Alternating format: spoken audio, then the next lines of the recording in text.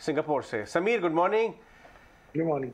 पहले ये बताइए कि अभी आप लास्ट कुछ महीनों में कौन कौन सी जगह पे घूम के आए हैं और आपने देश और दुनिया का जनरल ऑब्जर्वेशन क्या है, इतनी मंदी की जो बात चल रही है, जरा उसके बारे में बताइए। जॉइनिंग द डॉट्स करते हैं। अच्छा जी, पहली बात है कि मैंने 3 महीने से अदर देन इंडिया कहीं नहीं गया हूँ। वो तो मैं पहले गया था लास्ट अक्टूबर नवंबर दिसंबर में, लेकिन अगले हफ्ते से फिर शुरू करूंगा। अच्छा, एक्चुअली इसी वीकेंड से यूरोप का। बट जनरली क्या है कि ट्रैवल तो मैंने शुरू कर दिया, अब जो भी हो देखी जाएगी। ट्रिपल वैक्सीनेशन करके चल रहे हैं, बढ़िया चल रहा है। लेकिन अगर आप वर्ल्ड की बातें करें तो ये यूएस मार्केट की पोजीशन, आप सिंपल बात करें कि एक तरफ से जेमी डायमन कहते हैं कि बड़ा ब्लीक फ्यूचर नजर आ रहा है शॉर्ट टर्म में, और उधर से one of the biggest growth companies of the last 5 years which is Tesla, वहां पे इलॉन मस्क कहते हैं कि I am feeling bad and I am going to fire people. तो अगर आप 10% लोगों को फायर करना चाहते हैं तो ऑब्वियसली आप बहुत बड़ी ग्रोथ नहीं सोच रहे हैं। तो मुझे लगता है इतनी आसानी से ना लें कि ये सब ठीक हो गई ये बात। बिल्कुल। ये तो अभी आप चीज़ों किस तरह से एनालाइज कर रहे हैं? क्या वाकई दुनिया में इतनी ग्रोथ अगर कम हो जाएगी और वॉर के साइड इफेक्ट या और सारी चीज़ों की वजह से, तो क्या फेड उतनी ही तेज़ी से हॉकिश रहना अफोर्ड कर पाएंगे? और अगर नहीं तो ये जो क्वांटिटेटिव टाइटनिंग चालू की है, $95 बिलियन बाजार से निकालना, ये भी रुकना चाहिए फिर तो? नहीं, तो ये तो आप बात कर रहे हैं कि अगर इन चीजों से मार्केट गिर जाए तब वो रोकेंगे। लेकिन अगर आप बोले कि मार्केट ठीक है जी, हमें पता है कि आप रोकेंगे, तो फिर वो नहीं रुकेंगे। Because you have to first act dead. आपको शो करना पड़ेगा कि हाय मेरे बुरे हाल हो गए, हाय मैं मर गया, तो वो कह सकते हैं कि हाँ जी सॉरी, इतना ज्यादा नहीं करना चाहिए। तो आप उसको एंटिसिपेट करेंगे, लेकिन वो तभी रिएक्ट करेंगे जब एक्चुअली उनको लगे कि मार्केट गिर रही है। अगर मार्केट ना गिरे और कहे टू द फेड कि आप, मुझे पता है कि एंड में आपने डर के मारे ये सब चीजें नहीं करनी है, लेकिन वो डर किससे रहे हैं? मार्केट से सिर्फ डर रहे हैं ना। So the market, if it doesn't fall, then it is easier for them to do it. मुझे लगता है एक्चुअली इसीलिए मे बी जेमी डायमंड वगैरह ने नेगेटिव बातें शुरू कर दी, ताकि लोगों को, फेडरल रिजर्व को लगे कि हाँ जी हम डर रहे हैं।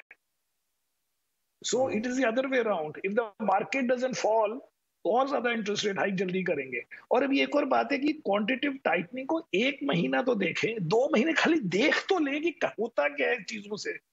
अभी जब वो 2-3 ट्रिलियन या कितने ट्रिलियन डॉलर 2020 के बाद उन्होंने मार्केट में पंप किए, तब किसी ने क्यों नहीं बोला हमारे टीवी में कि दीज थिंग्स डोंट मैटर? तब तो कहा कि जी लिक्विडिटी है उसकी रैली है। अब वो लिक्विडिटी विड्रॉ कर रहे हैं तो कहते हैं हम देखना भी नहीं चाहते। इंटरेस्टिंग। समीर, पहले तो बहुत शुक्रिया, आप 18 स्वदेश को समय दे रहे हैं। मैं जब आपके बारे में कुछ पढ़ रहा था, कुछ रिपोर्ट्स देख रहा था, तो मेरे को ये भी पता लगा कि रिसेंटली आपने 2 शेयर ऐड किए अपने पोर्टफोलियो में। पहला तो एक सदाबहार रुका हुआ शेयर ITC, अब आपने खरीद लिया तो शायद हो सकता है थोड़ा चल जाए। दूसरा लेमन ट्री, इस कोविड के गुपचुप वाले तरीके से आ जाता है, फिर चला जाता है, फिर से आ जाता है, फिर से चला जाता है। लेमन ट्री में ऐसे आपको क्या दिखा और ITC में ऐसे आपको क्या दिखा? ये दोनों शेयर अभी नहीं लिए, ये तो दोनों मैंने शेयर जनवरी में लिए थे। हाँ, जनवरी में लिए थे। तो मैंने 2-3 और लिए हैं जो मैंने सोचा। सर वो भी बता दो, फिर मेरी लिस्ट में वो नहीं है, वो भी हम ऐड कर देते हैं। जनवरी का आपको बता देता हूँ लॉजिक। जनवरी का लॉजिक फॉर ITC था कि मुझे लगा था कि ये साल काफी मुश्किल होगा, और मैंने अपनी बुलिशनेस में सोचा कि 15% टाइप रिटर्न से ज्यादा नहीं बनेंगे इस साल। एक्चुअली कहाँ बन रहे, तो माइनस चल रही है 10% मार्केट। तो मैंने सोचा कि 10-15% अगर मार्केट ने बढ़ना है तो फिर ITC भी ठीक है उस हिसाब से, क्योंकि इतने रिटर्न बनाने के लिए देयर वाज हाई कॉन्फिडेंस। अब वो बन गए हैं, लेकिन अब हमने बेचा नहीं क्योंकि मार्केट अभी भी हमें थोड़ी डल या वीक लगती है। और लेमन ट्री तो हमने जैन फेब में लिया था बेसिकली ऑन द बेसिस की ओपनिंग अप ट्रेड में, इवन इफ फॉरेन मतलब टूरिस्ट कैन नॉट कम उस वक्त, एंड अभी भी काफी कम होंगे रिलेटिवली, तो at least domestic travel will start, and वो सॉर्ट ऑफ पिटा हुआ शेयर है, you can say pre IP जो 2019 से लोअर प्राइसेस वगैरह में है, और था 54-55 थी प्राइस उस वक्त आई थिंक। तो अब वो ठीक है, थोड़ा चल गया relative to market, but these are not new purchases.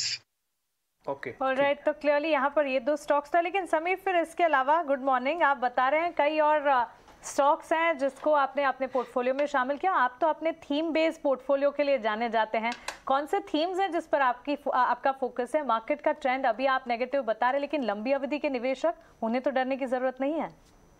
नहीं जी, हम भी लंबी अवधि के निवेशक हैं, लेकिन हम आज आगे 5 साल की बातें नहीं करते। तो अभी हम बात कर रहे हैं कि इस समय क्या किया जाए for the little bit extra money. अगर कोई स्ट्रेट अवे 5 साल के लिए खरीद रहा है या 4 साल के लिए खरीद रहा है, उसको एवरीडे टीवी भी देखने की जरूरत नहीं है। उसको पता है कि over time markets do well and markets में आपके ज्यादा रिटर्न्स बनेंगे देन इन ऑल्टरनेटिव इन्वेस्टमेंट्स। तो ये मैं इसलिए टीवी में आके स्लाइटली शॉर्टर टर्म बात करता हूँ, 6-8 महीने की, 9 महीने की। उसके हिसाब से भी हमने, वैसे हम थोड़े हेजिटेंट हैं, लेकिन हमने 1-2 ये नए आईपीओज लिए। एक तो मैंने ये मान्यवर का स्टॉक लिया था अपना, वेदांत, बिकॉज मुझे लगा वो भी एक तो यूनिक है रिलेटिव टू इंडिया। और मुझे लगता है कि इंडिया में कंज्यूमर के लिए मैं वो स्टॉक ढूंढ रहा था जिसमें मुझे इन्फ्लेशन का डर ना हो, नंबर 1। सेकेंडली, जो वर्क फ्रॉम होम के बेनिफिशियरीज थे, लोगों ने टीवी खरीदे, फ्रिज खरीदे, ये सब चीजें करी, आई थिंक वो अब ओवर हो चुका है। अब आप करोगे या तो ओपनिंग अप ट्रेड, मॉल में जाके आप खाना खाएं क्यूएसआर में वगैरह, या आप ट्रैवल करें, होटल करें। लेकिन ये मान्यवर वाला हमने इसलिए लिया कि ये थोड़ा रिलेटिवली यूनिक मुझे लगा इंडिया के हिसाब से, और मुझे लगता है शायद शादियां भी ज्यादा हो इस साल, या ज्यादा लोग अटेंड करें, ज्यादा तैयार हो। और एक्चुअली बाय चांस अगर आप यूएस के अभी वो देखें जो रिजल्ट्स आए हैं रिटेलर्स के, उनकी ओवरऑल कंजम्पशन मतलब बढ़ी है, लेकिन उन्होंने लोगों ने टीवी फ्रिज वगैरह नहीं खरीदे, वहां पे फॉर्मल वेयर खरीदा गया है, ऑफिस वेयर खरीदा गया है।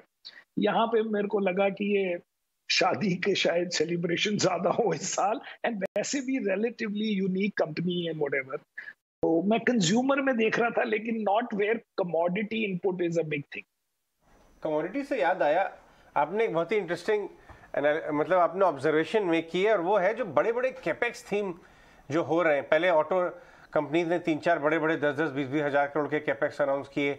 इधर सीमेंट ने काफ़ी बड़े बड़े कैपेक्स अनाउंस किए, लेकिन बाजार ने उन्हें बहुत पनिश किया। आपने कैसे देखा इसको?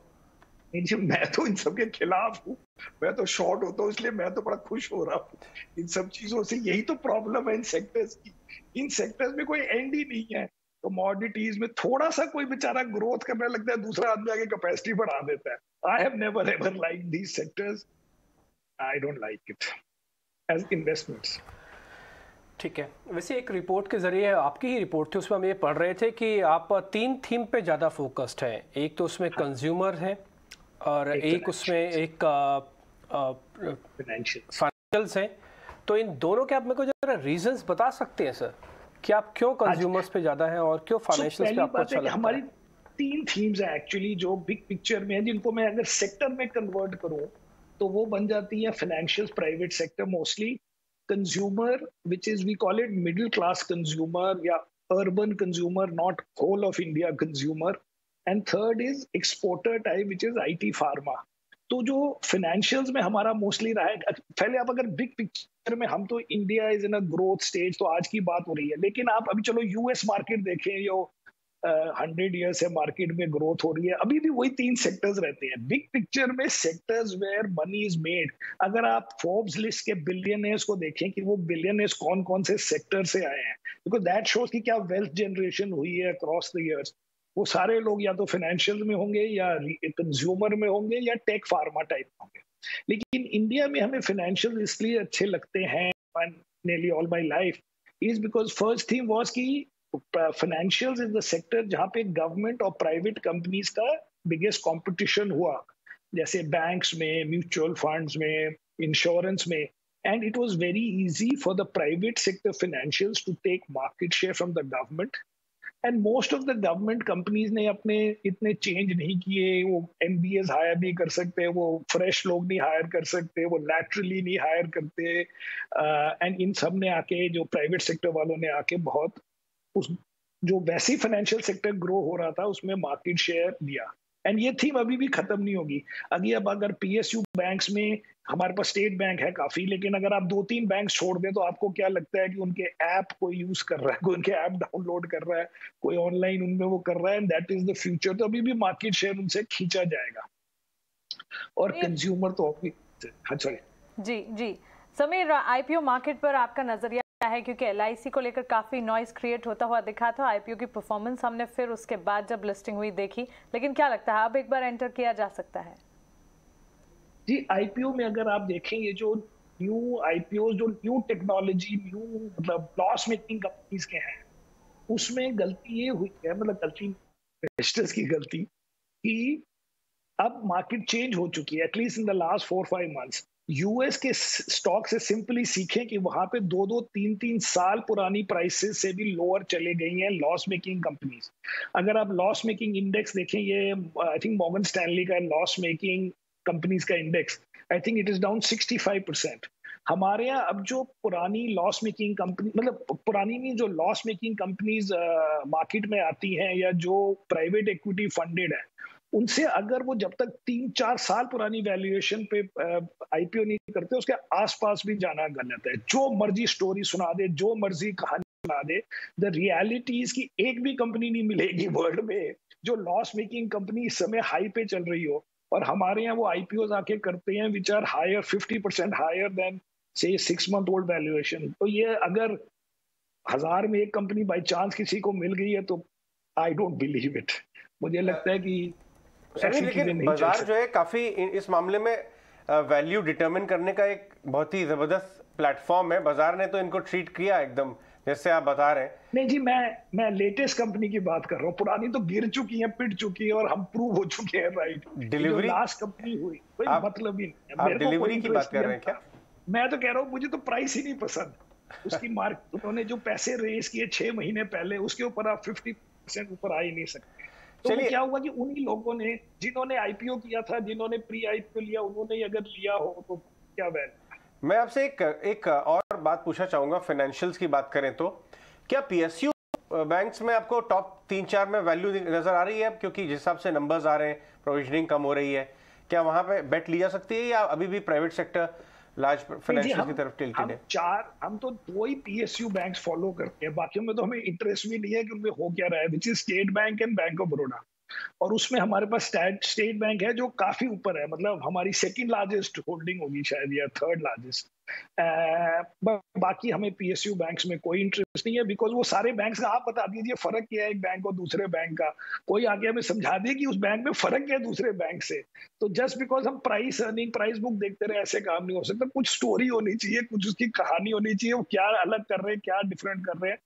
और 3rd to 20th बैंक अगर पता नहीं कितने हैं, वो सारे मेरे को तो पता ही नहीं लगता करते क्या है डिफरेंट फ्रॉम ईच अदर। और मुझे नहीं लगता कि उनके पास कोई न्यू टेक्नोलॉजी है to compete in the new world। Maybe एक आध और की हो सकती है, but broadly I would not go anywhere. नहीं, हम तो उनके रिसर्च भी नहीं करते। बिल्कुल समीर, ये तो बैंक्स की बात हुई, लेकिन साथ ही ऑटो स्पेस भी फोकस में। हमने देखा ऑटो बिक्री के नंबर कुछ दिनों पहले आए, आज भी फाडा के डेटा आए और बिक्री के लिहाज से अगर देखें तो नंबर्स काफी पॉजिटिव दिख रहे हैं। यहाँ पर आपकी राय क्या है?